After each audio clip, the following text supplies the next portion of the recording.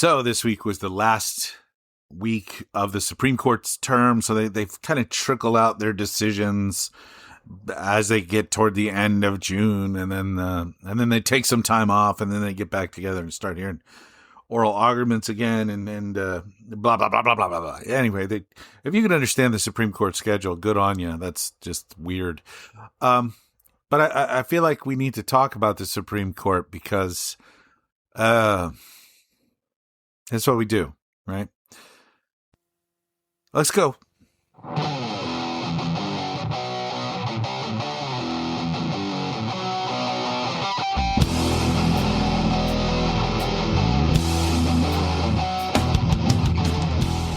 Welcome back to Trent Takes On 2.0. I'm Trent Maddox, the Trent from the title of the show.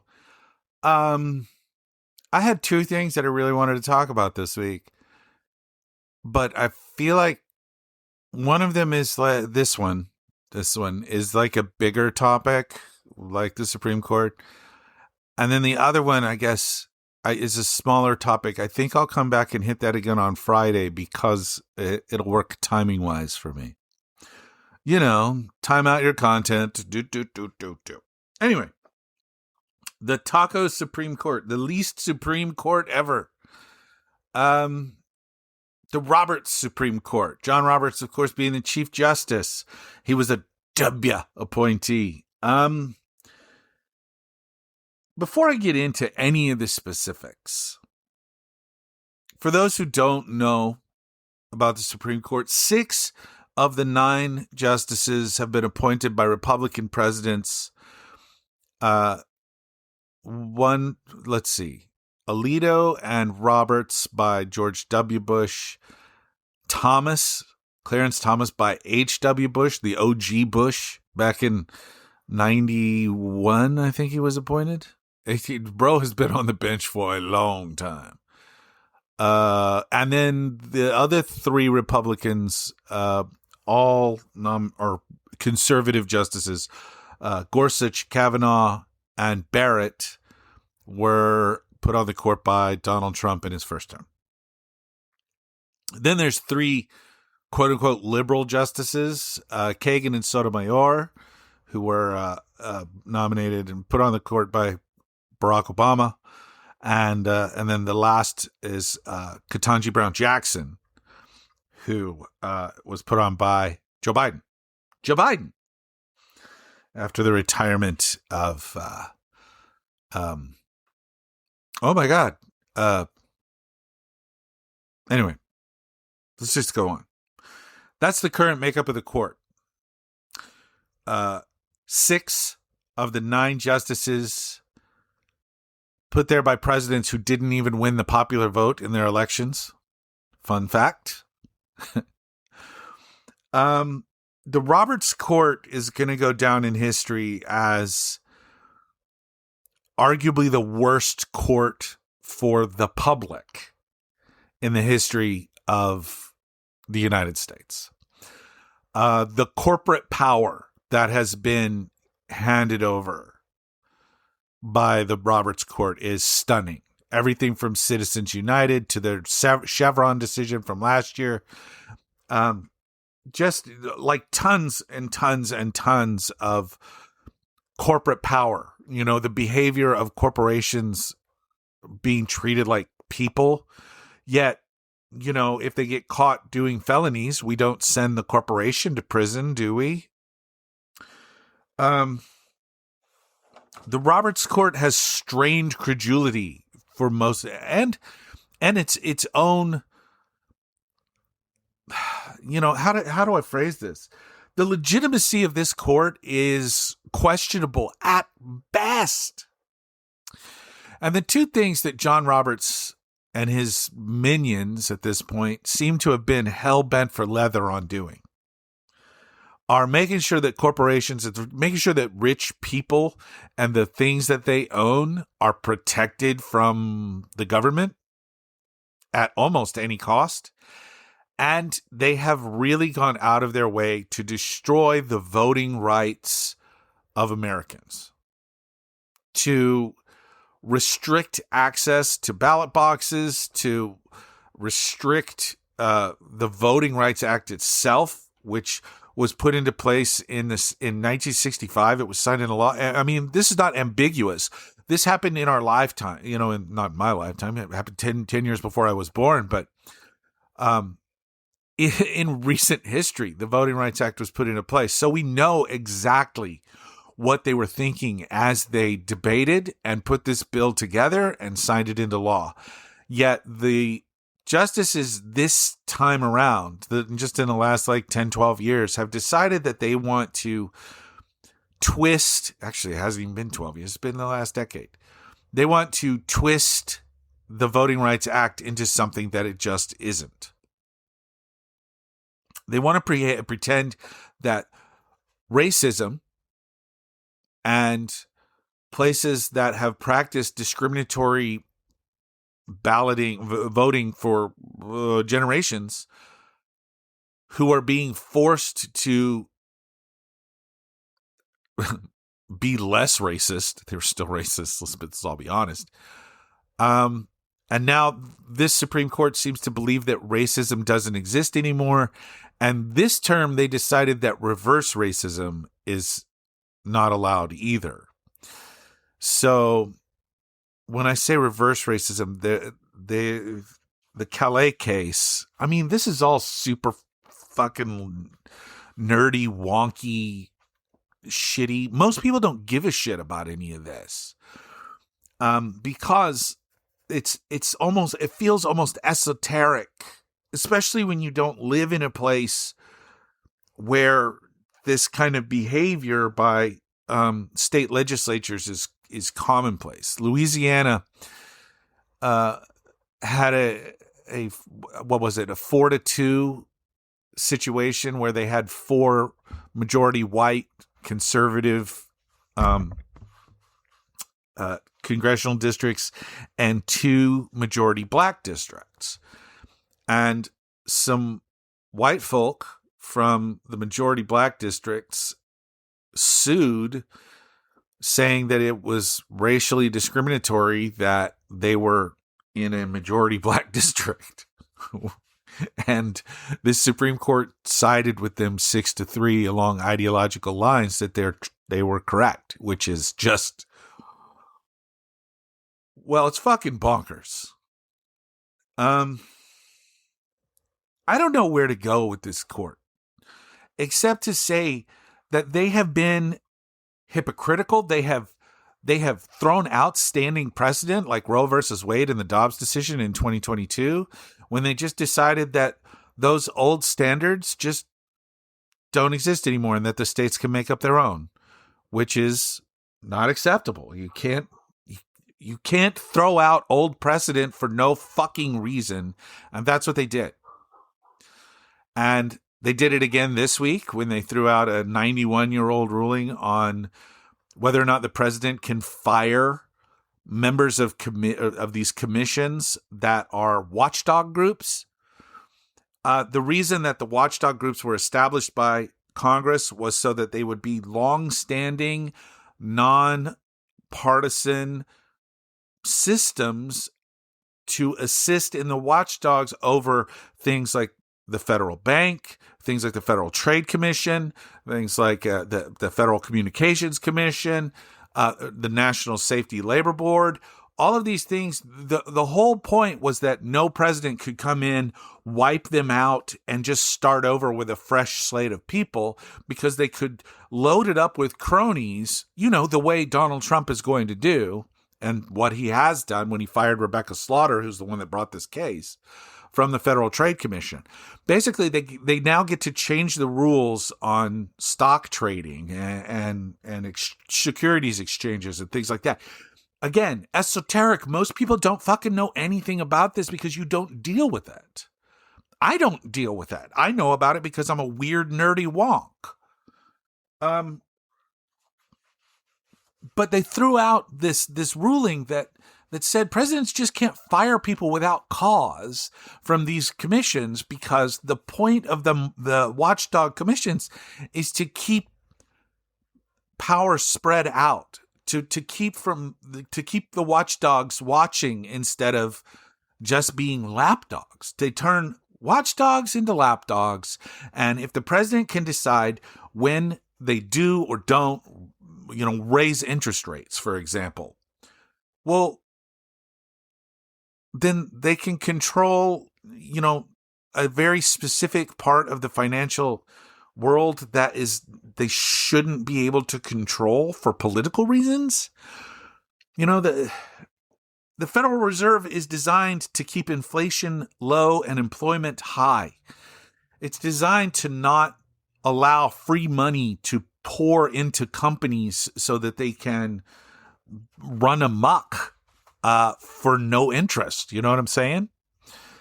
So the reason that all of these things exist, it's again, this is relatively recent history, the last 100 years. For them to go and just say, well, no, the president gets to fire anyone in the executive branch. Now, keep in mind, they had two different rulings. They had the Slaughter ruling, which was the president can fire anybody from any commission that they want. And then they had a separate ruling where they said he can't fire members of the Federal Reserve Bank because, that they control our pensions. The amount of money that our pensions are going to have. I don't know why. It's a hypocritical bullshit. Just, like, if you're going to allow him to fucking do whatever you want, he should be able to do whatever he wants. You know what I mean? Instead, it's he can do anything he wants with anybody except the bankers, which is okay. That's not the way any of this is supposed to work. He's not supposed to be able to do whatever he wants no matter what.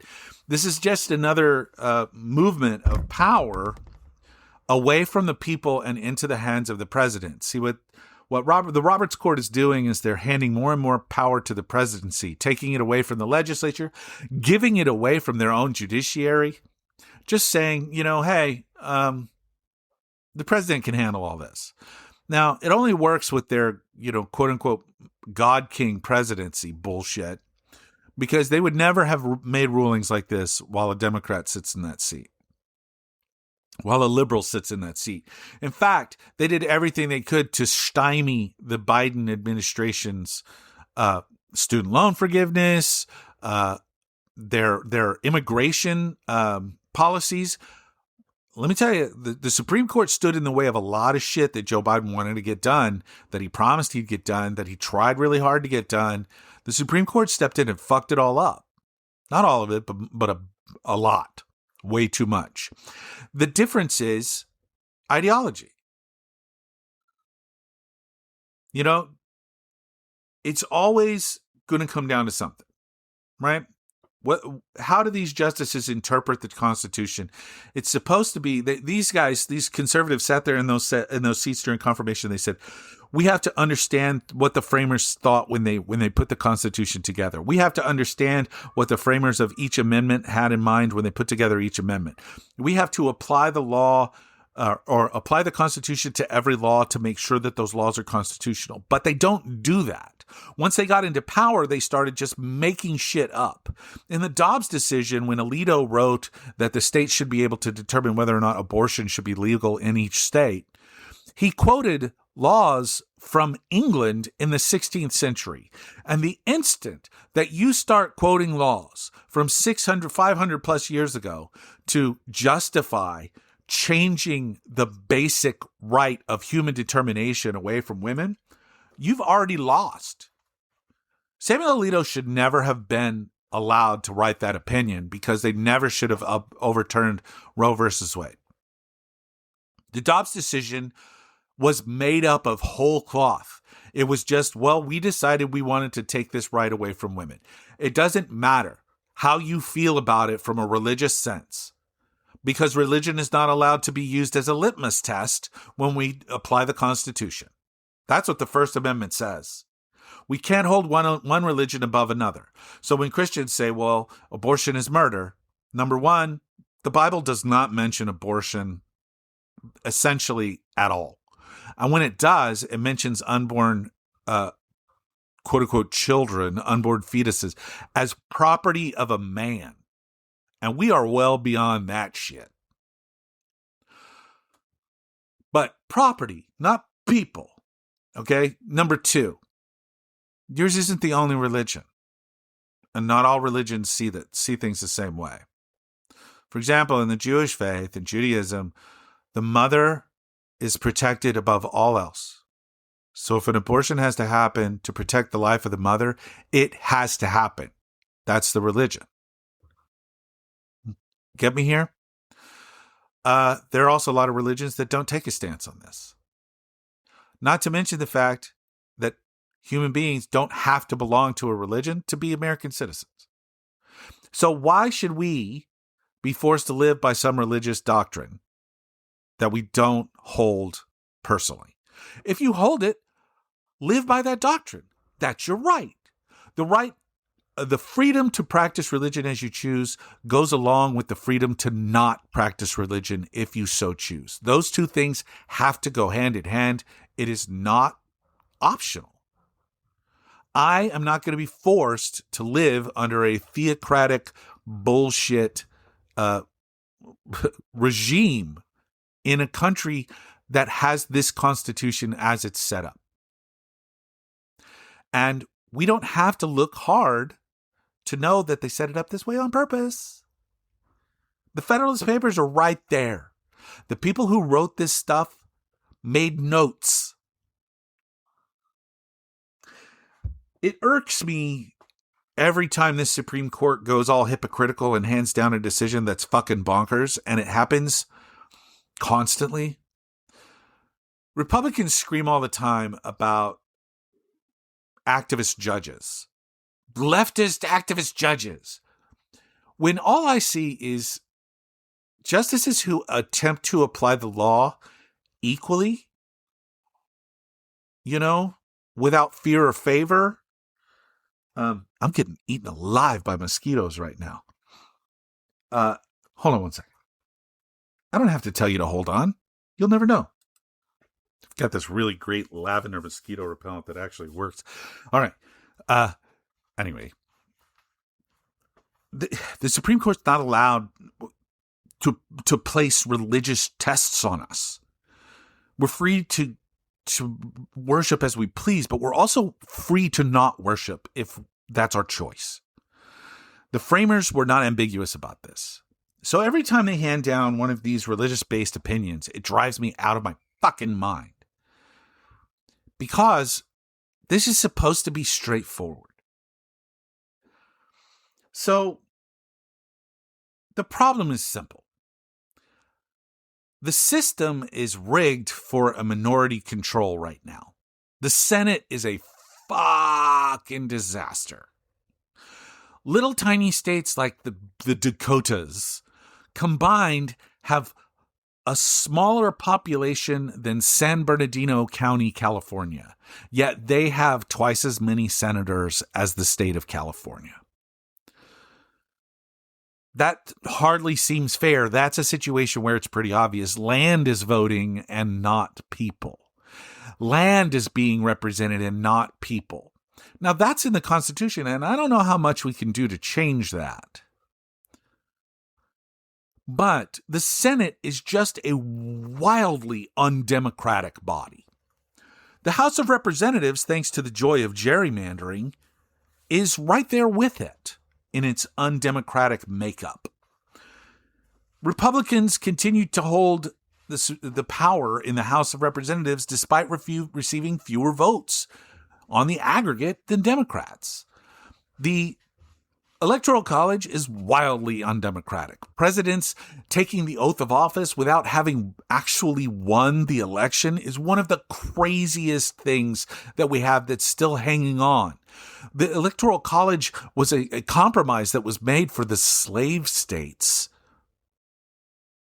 when the Constitution was drafted. Let's be honest. The time for that compromise is past.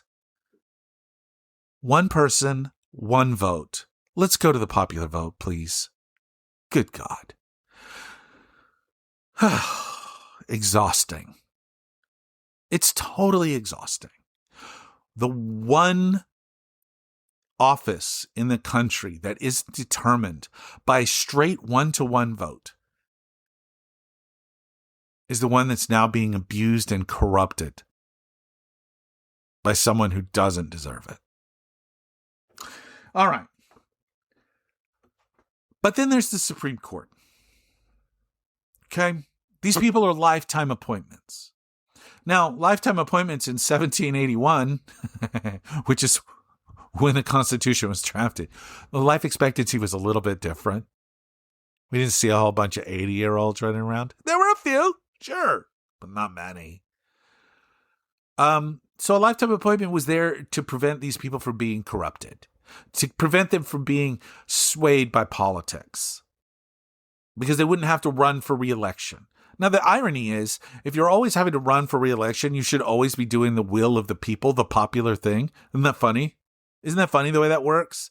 The will of the people makes for popular. When people say populist movements, if that's what the majority of people want, well, then that's what we should get, because that's what democracies are for. But I digress. The Supreme Court is so desperate for an overhaul that it has to be something that the Dems run on in 2028 as they go, you know what? We've got a lot of things to fix. America isn't broken permanently, but it's really bent in weird shapes that we've got to repair. And one of them is the Supreme Court. Nine people on the Supreme Court is simply not enough. We need more deliberation, and we need the death of a single Supreme Court justice to not be a political football that causes the entire country to grind to a halt while we desperately try to replace that person. There are tons of reforms that are available that we need to seriously explore, from the expansion of the court to get more voices heard, to term limits so that we don't have people who completely missed the fucking boat making decisions about things that they don't understand. Clarence Thomas was appointed to the Supreme Court before the internet. Think about that for a second. We are in a different time.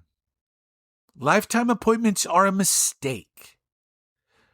Some people say 18 years is a good number. I think that's too long. How about 12? Cycle people through. Every president should be nominating the next justice. Those reforms are right there in front of us. There's also no actual binding ethics program for the Supreme Court. Are you fucking kidding me? Why is there not an ethics program that the Supreme Court justices have to follow? Why can they take trips and gifts from people who have business before the court? That is madness. And both I'm not positive about Thomas, although I've read that some places, but we know Clarence Thomas and Justice Alito have definitely accepted trips or gifts from people who have business before the court. Should not be allowed. Should not be allowed. And there needs to be much more transparency surrounding these people. The Supreme Court and overhauling it is a necessity, because no matter what changes we make legally, if this Supreme Court has their way, they'll just step in and break the laws that we pass because they feel like it. And they've done it time and time again already. They believe that the president is above the law. They believe that the president answers to no one. That's not okay. That's actually disqualifying. To impeach and remove them requires 2/3 of the vote of the Senate and a simple majority in the House. So that's never going to happen. But passing a mandatory retirement age, we can do that without them. And they can't do anything constitutionally because that's not in the Constitution. How about this one? The expansion of the court. Did you know that the 9 justices that are there today, that's not the only time it's been this number? We've had 7 justices before. We've had 5 justices. We've had 8. We've had 13. We've had 15 justices in the past. Think about that. The actual number is not in the Constitution. It's supposed to grow with the country. Yet we're still stuck at 9 for some bizarre reason. Fun fact, there are 13 federal districts, federal district courts. The country is divided up into 13 parts judicially, but we have only 9 Supreme Court justices, and that means that 4 justices actually oversee 2 federal jurisdictions, districts. Why is that? Why are there not 13? There were. There just aren't anymore. We decided we didn't need that many, so we didn't nominate people to replace them. What? That makes no sense. So, in conclusion, expanding the court is essentially absolutely mandatory at this point. If you're going to be a Democratic politician, you need to think, we need more voices on that court. And I'm not talking just quote-unquote Democratic voices or just liberal voices. We need more moderate voices too. We need more people to be honest, to be forthright, to be clear, and to not be, as the Republicans are so happily, conservatives are so happy to scream about, some sort of justices who are activists. We don't need activist judges. We need people who apply the law properly. And we need people who understand that the Constitution is important, but so is the Declaration of Independence. And the first promise of this country is that all people are created equal, and that we all have unalienable rights like life, liberty, and the pursuit of happiness. And that the Declaration of Independence is the document by which the Constitution should be viewed. And therefore, when they are handing down decisions like women don't have the right to choose what to do with their body, or trans kids don't get to participate in sports, they need to understand that those are discriminatory policies and those are discriminatory rulings that have no place in this society. We are supposed to be free to be the people that we desire to be. You can never have a true pursuit of happiness if you're forced to be something that you're not. That is the way of the world. It's truth. And as we get ready to celebrate our country's 250th anniversary, 250 years since our founding fathers told King George to stuff it up his king hole, we need to tell the current guy who thinks he's a king to stuff it up his king hole too. So be back with me on Friday when I continue that conversation. As for the quote-unquote Supreme Court, the not supremest court ever, the white supremacist court, there's what you got. These activist conservative judges need to be put in their place. Court reform is absolutely necessary. It is non-negotiable. An ethics code should be non-negotiable. They shouldn't even fight that. And failure to sign that ethics code should be reason to remove that robe from that justice and kick them to the curb. To retirement you go. Because if you can't follow a basic ethics program, you don't belong on that court. Full stop. Shouldn't even be negotiable. All of that said, all of that is done. I'm Trent. Thank you for being with me on this journey as I take on all kinds of shit. This time, the Supreme Court. Not so Supreme Court. The not so Supreme Court. You guys are awesome. And I got another bump in listeners. Maybe it's from my Clippers podcast appearances with my buddies Jake and Brian. Thanks. Special thanks to Brian, who really puts up with a lot of my crap. Really appreciate you guys. I do appreciate all the listeners. Thank you so much. Please share this with a friend. That's how we grow. I look forward to doing another show just in a few days because I got some heavy shit to get off my chest. Maybe not heavy shit, but the next episode promises to be pretty fiery. So be there for that. I'm going to try to do it on Friday morning. So God bless you all.